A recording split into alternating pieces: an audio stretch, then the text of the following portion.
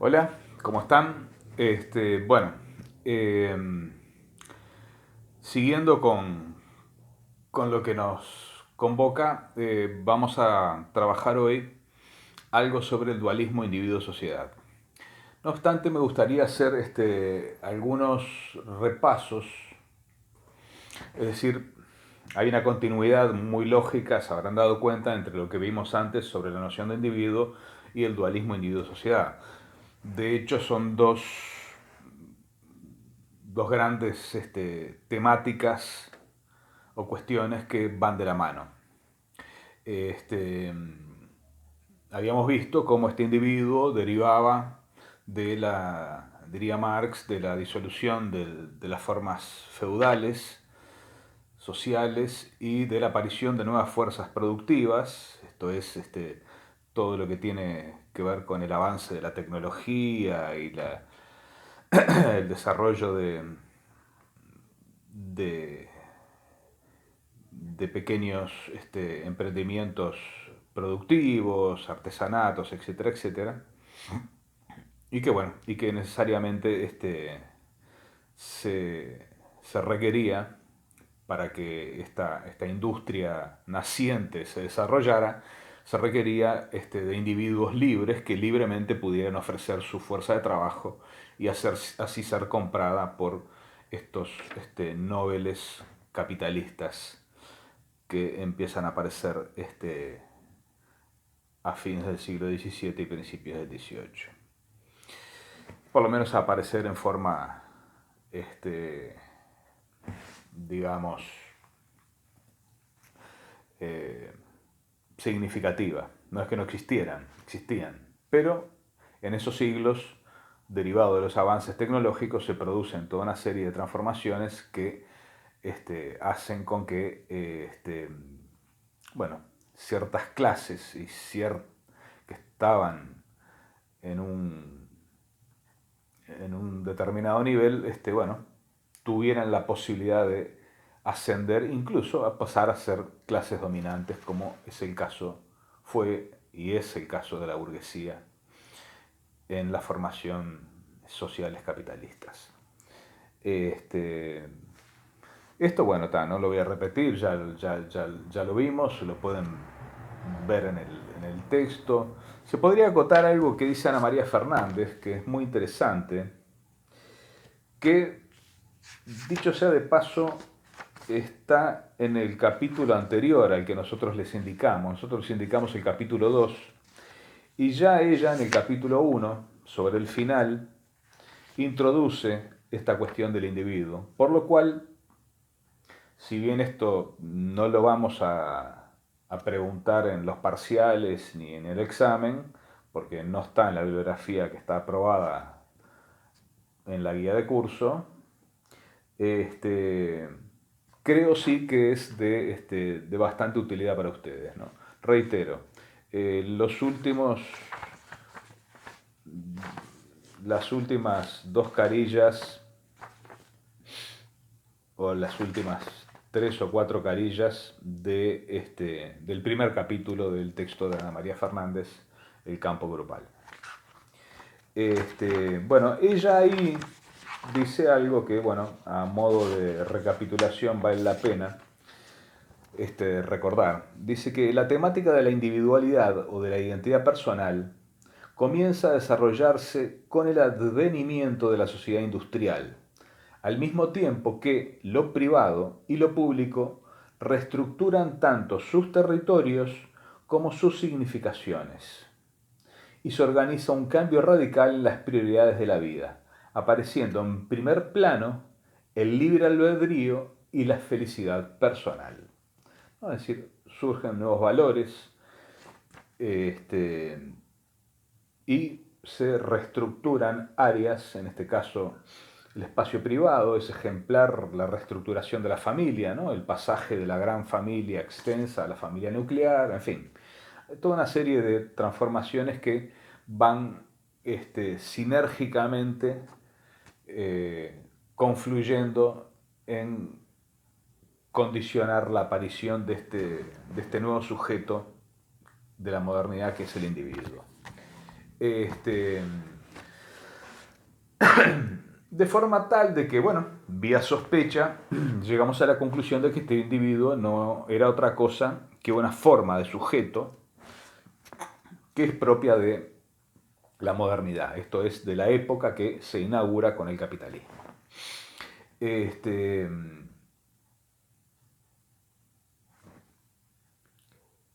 eh, También vimos cómo este individuo, en la medida en que va apareciendo, se va construyendo y imaginando como desprendido de los lazos sociales y las conexiones sociales que naturalmente en épocas pretéritas hacían que él formara parte de un conglomerado determinado, partes de conjuntos sociales específicos, dice Marx. Este, entonces, y aquí empieza la cuestión del dualismo, no va a ser nada extraño que a este individuo libre y autónomo, independiente, se le vaya a oponer toda la dimensión social e institucional como algo contrario a su existencia. En tanto coarta esas libertades, esa independencia, y esa autonomía imaginadas, ¿no? En palabras de Ana María Fernández, se podría decir que la noción de individuo se produce en aquel momento de la historia de Occidente a través de la cual la sociedad es pensada como un conjunto de productores libres, ¿no? Este, Insisto, a esto hay que agregarle las transformaciones institucionales que no son nada menores. Especialmente en la modernidad aparecen y se desarrollan y se hipertrofian un montón de instituciones que no tenían esas características en la época premoderna. El ejemplo más común que ponemos nosotros habitualmente es el de la familia, ¿no? Como yo les decía hoy, la aparición en la modernidad de la familia nuclear moderna.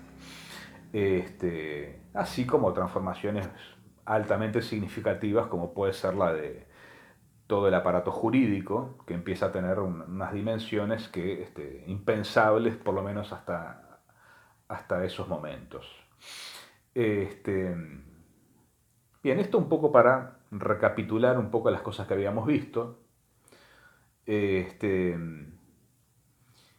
y me gustaría, para empezar a ahondar en la cuestión del dualismo, empezar por algo que llamamos algunos el sentido común psicológico.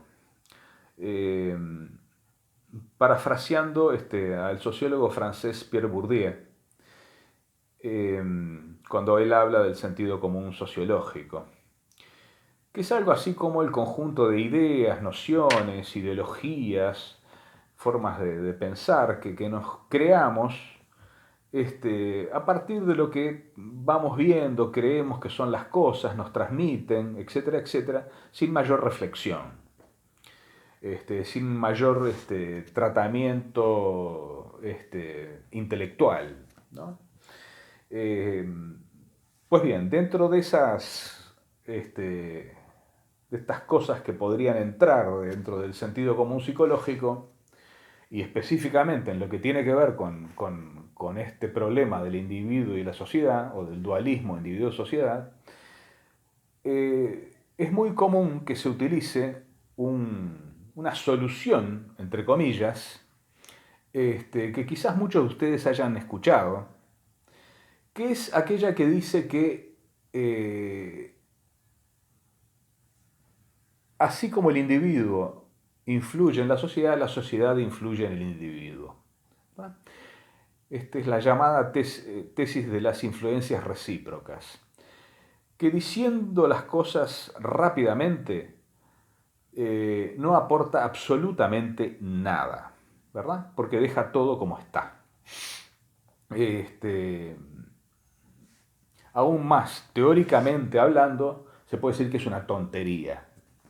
Ya se van a acordar de mí cuando escuchen esto de boca de algún sapiente profesor o teórico que les toque escuchar.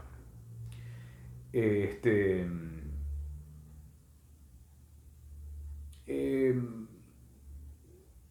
Después,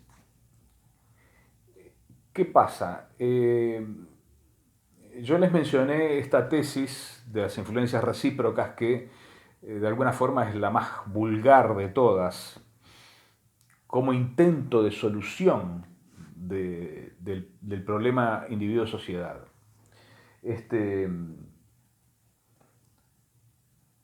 Porque, claro, una vez habida la separación, y una vez que esta separación empieza a cobrar carácter medianamente social, en tanto efectivamente los nobles individuos, libres y autónomos, empiezan a verse coercionados o coartados por las formas sociales que imponen reglas, leyes, etcétera, etcétera, ¿verdad?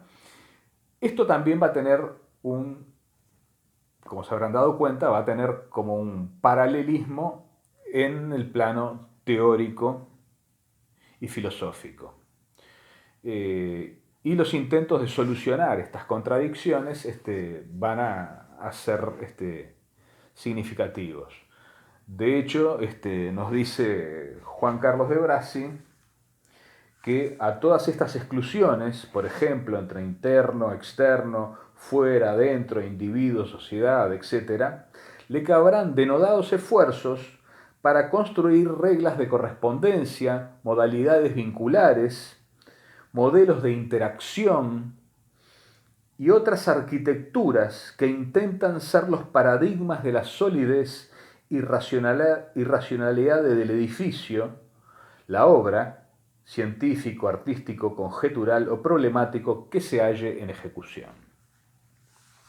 Y después va a agregar, además, que claro, una vez que creamos este tipo de soluciones o de arquitecturas conceptuales que nos permiten, entre comillas, solucionar el problema, o creemos que nos permiten solucionar el problema, van a ser inmediatamente seguidos de un proceso de naturalización.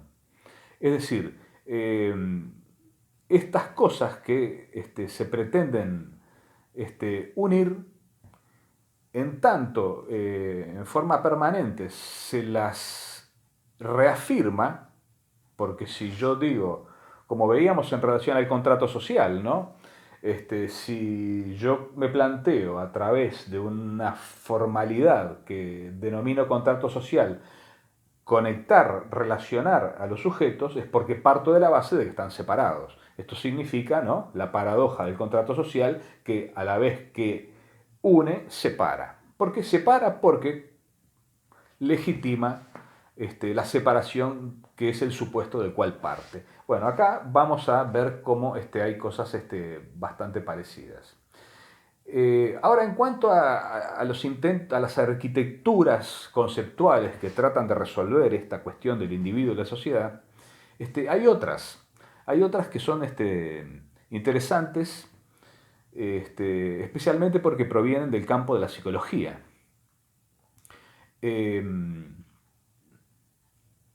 Y me interesan especialmente por razones formativas, soy psicólogo social, me interesan especialmente aquellas que derivan de la psicología social, y específicamente de la psicología social rioplatense. Ustedes piensen, por ejemplo, o fíjense cómo el propio Pichon Rivière planteaba que la noción de vínculo era una noción que le permitía o le podía permitir abordar el problema de la relación entre la estructura social y la configuración del mundo interno del sujeto.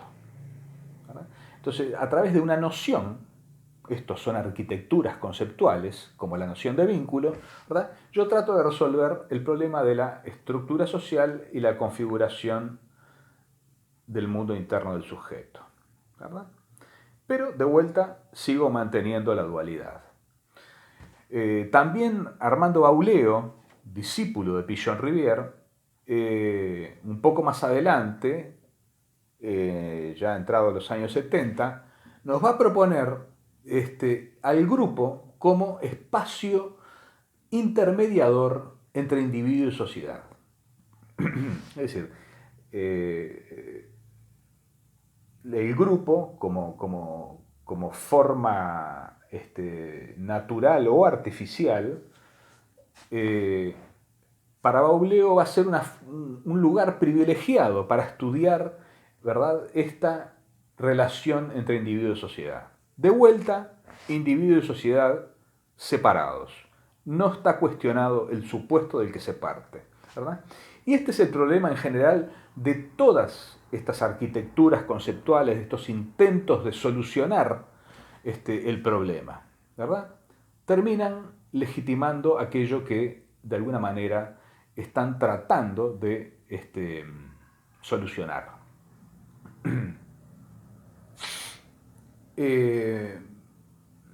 De hecho, la paradoja es que aún percibiendo que el dualismo es un obstáculo, se parte del supuesto de que efectivamente individuo y sociedad son cosas de diferente naturaleza y que de alguna forma hay que relacionar.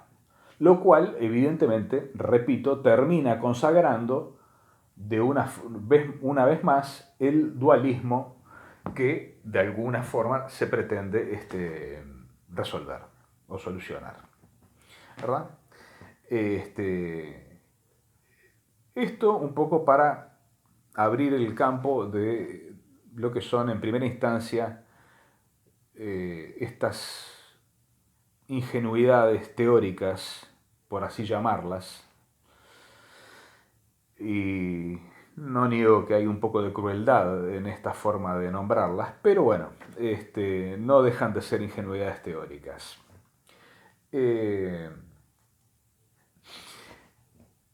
Posteriormente, o unido a todo esto, hay otra cosa que es bastante interesante y relevante, y tanto Michel Foucault como Gilles Deleuze y el propio Juan Carlos de Brasi traen, que es la cuestión del adentro y el afuera. Se puede decir que de forma casi paralela, todo lo relativo al dualismo y al individuo y al dualismo individuo-sociedad se va a desarrollar, y esto comprende a casi toda la psicología del siglo XX, sin mayores cuestionamientos, la existencia de un adentro psíquico, ¿no?, y un afuera social, ¿no? Es decir, dos órdenes distintos, ¿verdad? De una forma u otra, la psicología va a asumir esto en mayor o menor grado. Y esto lo podemos ver incluso hasta el día de hoy.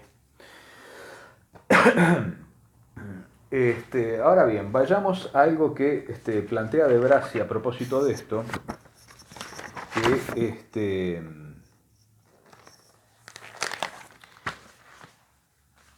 es bastante interesante, y nos dice que la barrera entre el adentro-afuera, interior-exterior, ha quedado definitiva y artificialmente instalada. Por eso puedo creerme individuo, no indiviso. Y esto es, sea cual fuere el punto de vista que tengamos, una creencia. Y paralelamente, considerar la división, individuo-sociedad, o adentro-afuera, mejor dicho, como principio universal por excelencia. Es decir, que acá se nos plantea una cuestión un tanto más cercana al campo psicológico, que es esto de un supuesto adentro psíquico y un afuera social.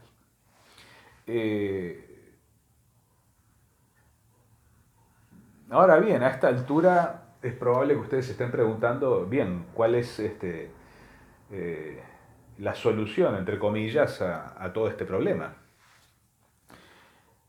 Si es que hay una solución. Porque en realidad yo lo que primero diría es que no hay ninguna solución. Este problema no tiene solución. ¿Por qué? Porque en realidad no es un problema, es un dilema. La formulación, esta dualista entre individuo y sociedad, en la cual ambos polos se oponen, tiene una formulación dilemática y por definición los dilemas no tienen solución. Entonces, una de las primeras cosas que nosotros tenemos que plantearnos es, bueno, sospechar, a ver en qué medida este planteo está bien formulado.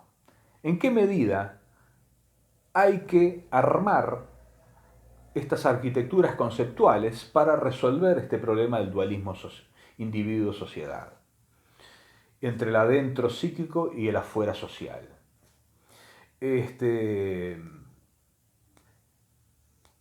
De forma tal de que uno puede empezar a preguntarse, a ver, estrictamente hay una diferencia de naturaleza entre lo que es psicológico propiamente y lo que es social.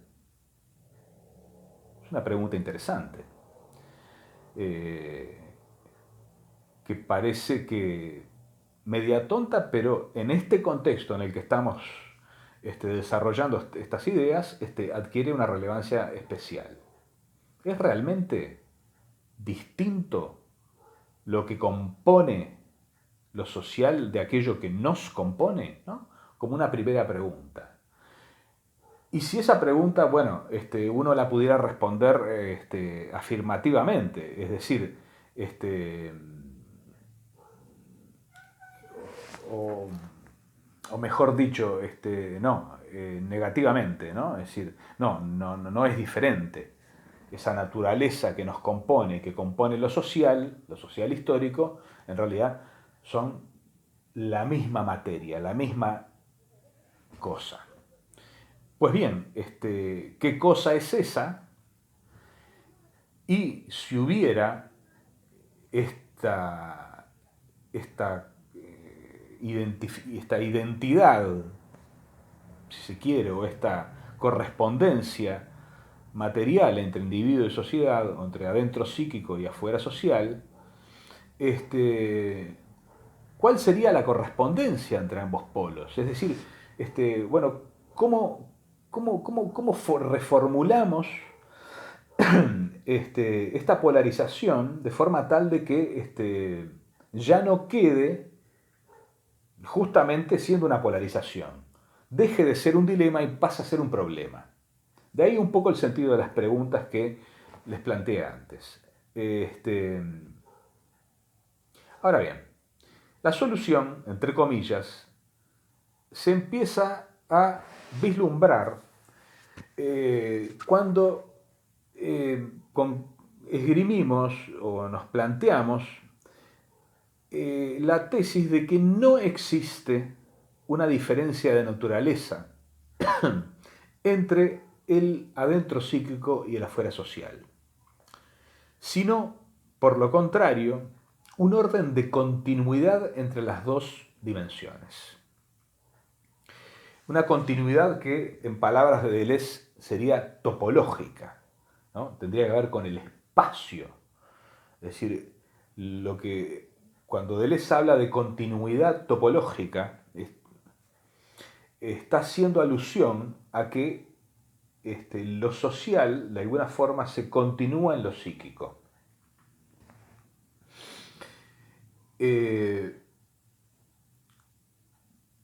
Para esto, y no les voy a negar que me estoy adelantando un poco, en el sentido de que esto va a ser desarrollado en el segundo módulo, en profundidad, es necesario introducir de repente alguna idea de las que desarrolla Deleuze y de las que desarrolla Foucault.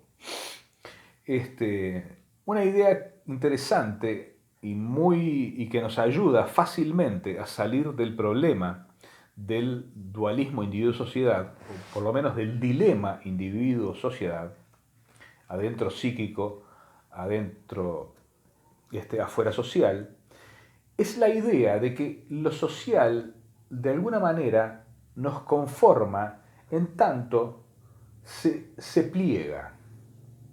Esto es, los sujetos no seríamos otra cosa que plegamientos, pliegues, ¿verdad? Como es el pliegue de un tejido, de una fuera social que se pliega y genera una cierta interioridad. Pero entenderán que esta interioridad, en tanto el tejido es el mismo, no tiene una diferencia de naturaleza con la exterioridad. Es decir, entre adentro y afuera, ¿verdad? Y ahora sí lo decimos claramente, no hay una diferencia de naturaleza.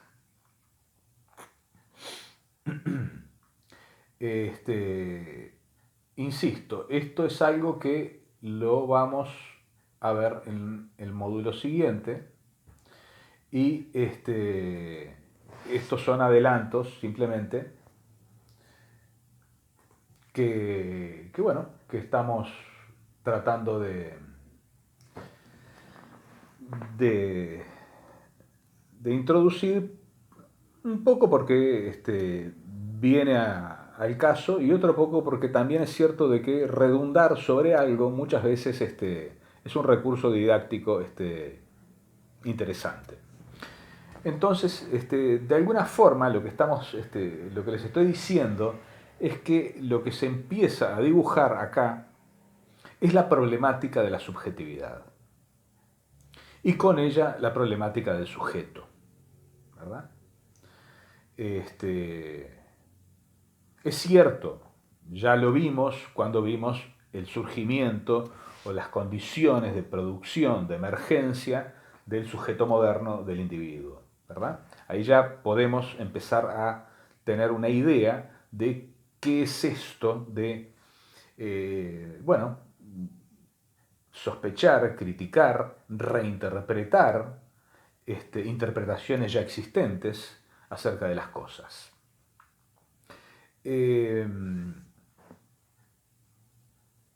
Insisto, esto de alguna forma, como yo les decía, lo van a ver en el módulo siguiente.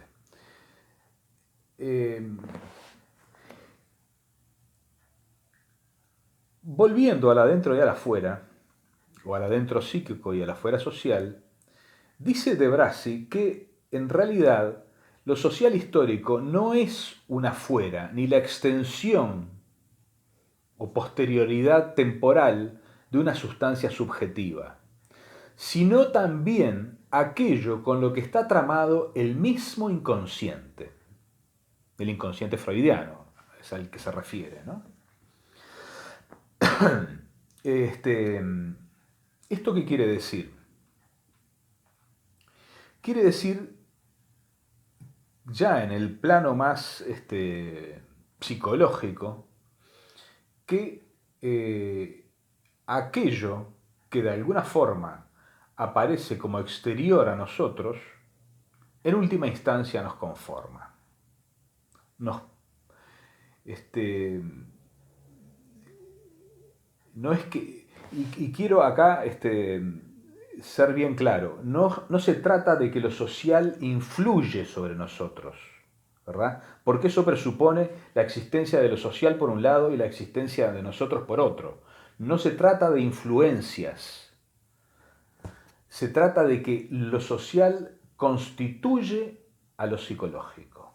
Esa es la tesis fundamental que queda planteada y que de alguna forma vamos a poder desarrollar en el módulo siguiente, especialmente a partir de Marx, de Freud y del propio Nietzsche. En tanto cada uno a su manera va a generar una sospecha y una interpretación y una crítica sobre estas ideas modernas, ¿verdad?